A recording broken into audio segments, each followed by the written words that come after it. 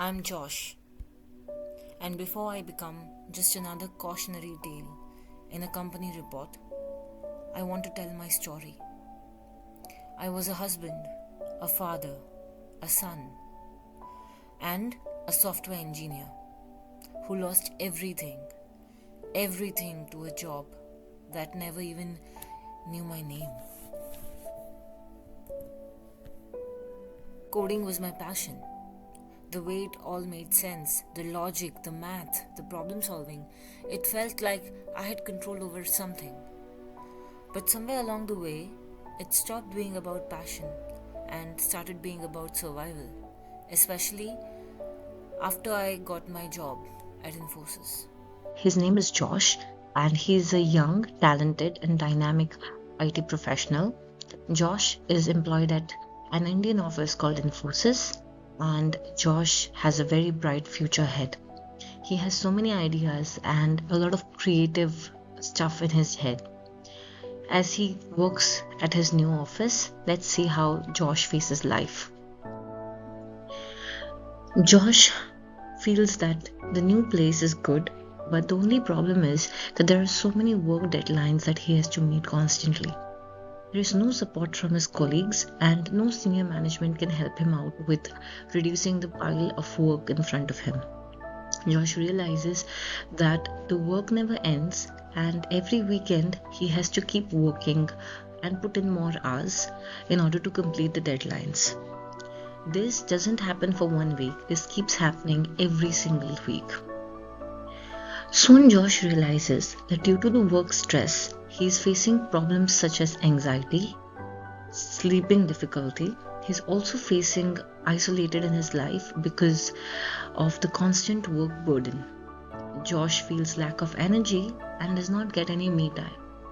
Josh loves football, but because of the constant pressure and because he has so many deadlines to fulfill, Josh often misses his football matches.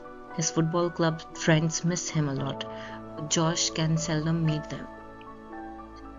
Sarah, Josh's wife, very recently decided she wanted to take a cross country trip to meet extended family. Josh's wife, Sarah, and his 2 kids wanted to go out with Josh to the vacation. But because of constant pressure from his boss to complete the deadline and to meet clients, Josh could not join Sarah on the cross country trip. His extended family missed him as well. What Sarah realized is the constant work burden is taking a toll on Josh's health.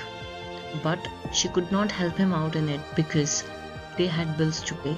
They brought a new home very recently, so the installments had to be paid.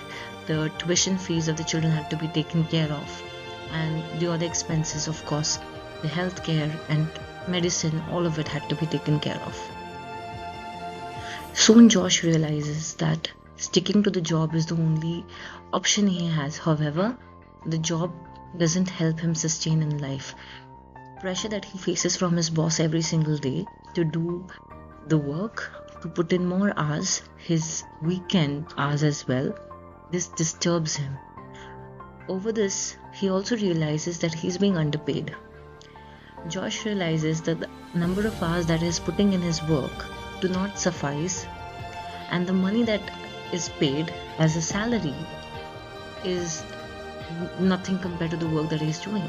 So now Josh is underpaid, undervalued, and at the same time depressed with his work. He's stuck with his job. Very recently, because of the work pressure, Josh could not take it anymore. His family life was troubled. Sarah wanted to divorce Josh. His kids did not want to meet him because they missed him a lot, but Josh was nowhere to be found. He couldn't attend their PTMs. Josh couldn't be there for his children football practice. Josh couldn't be there to meet his football friends. Josh couldn't be there to meet his extended family. Josh couldn't be there for his wife. Josh couldn't be there as a husband, as a father, as a son. Josh just couldn't be there. Because of all of these things and the mental and emotional burden that Josh was going through, all of this took a toll on Josh's health, and he decided to quit. Not just his job, but his life as well. Josh committed suicide. Let me introduce you to this company called Infosys. It is a major giant, IT giant operating in India and a few countries overseas as well. The founder, Narayan Murthy of Infosys, gave a statement very recently. The statement is a sensational news for the entire IT industry in India. It said that workers and employees have to work 70 hours as a new regime. They said that people aren't working enough and that people must not take any time off because the youth must engage in putting in more productivity at work. However, Narayan Murthy never spoke about paying his employees more. He never spoke about giving them a rise. So it only meant that employees must work for the company, but they must not get anything in return. This statement was so dreadful that the entire country started debating about it. There were many protests that happened in the name of Narayan Murthy. People burned his statues, people burned his photos, and there were so many problems happened at Bangalore, which is a city in India.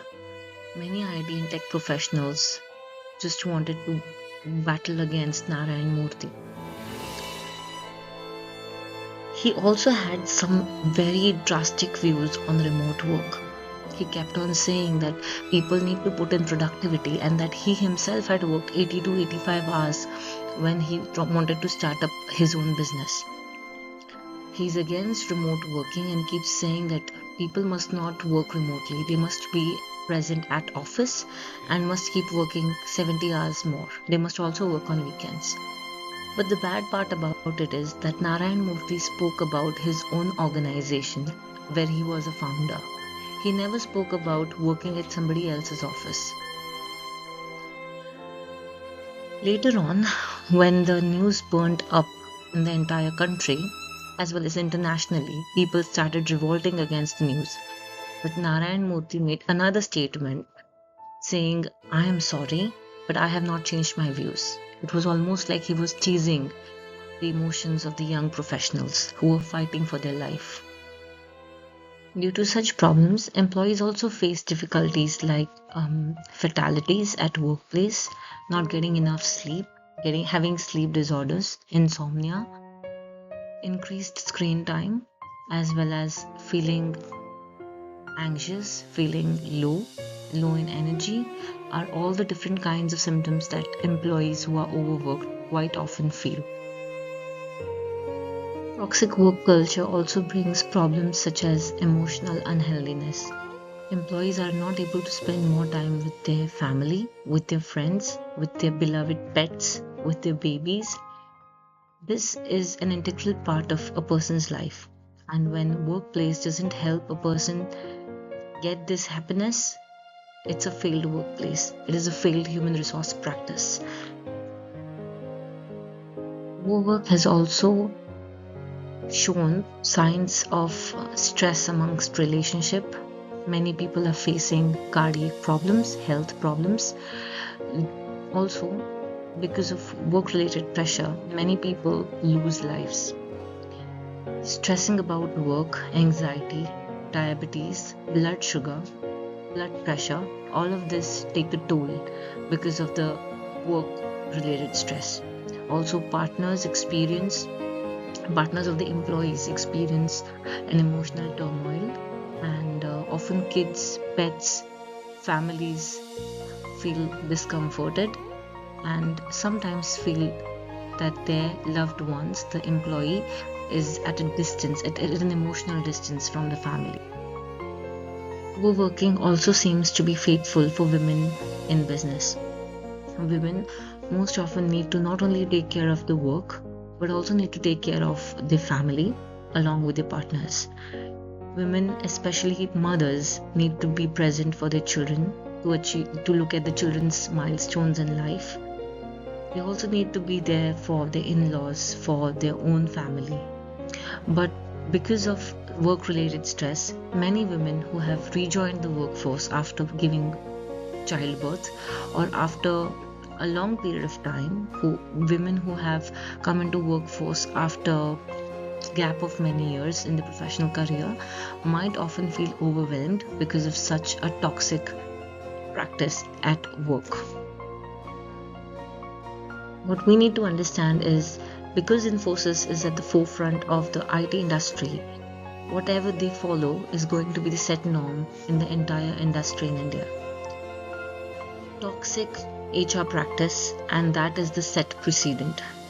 What Infosys needs to understand is that problems at workplace like toxic workplace, increased bureaucracy, not paying attention to employee well-being can result in severe mental disorders or mental discomfort in employees, which could include panic attacks, sleep disorders, anxiety, bad mood, low energy levels, physical fatalities, less optimism, less wanting to go ahead in life, people having deficiencies, people having emotional distance, and people feeling depressed majority of the time. If the workforce is depressed, the company cannot sustain, cannot survive. So HR practices are of utmost importance in any given organization. From the entire case study, what I learned is that as responsible HR managers in the future, we must remember that employees are an asset to the organization. And in order to increase their productivity, increase their skills, and to make them feel comfortable to put forward the ideas, the space and relaxation that they require is of utmost importance.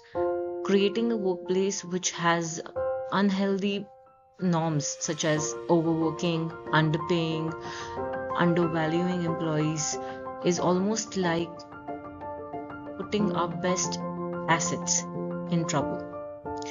Employees also have a personal life, and if they do not do well in terms of their emotional, mental, physical, and social well being, they might not give the best output at work as well. So, the employee health is interconnected to the productivity that employee gives at workplace. What's the point of climbing the corporate ladder if it means stepping over the people you love? Is success really success if it comes at the cost of your mental health and family?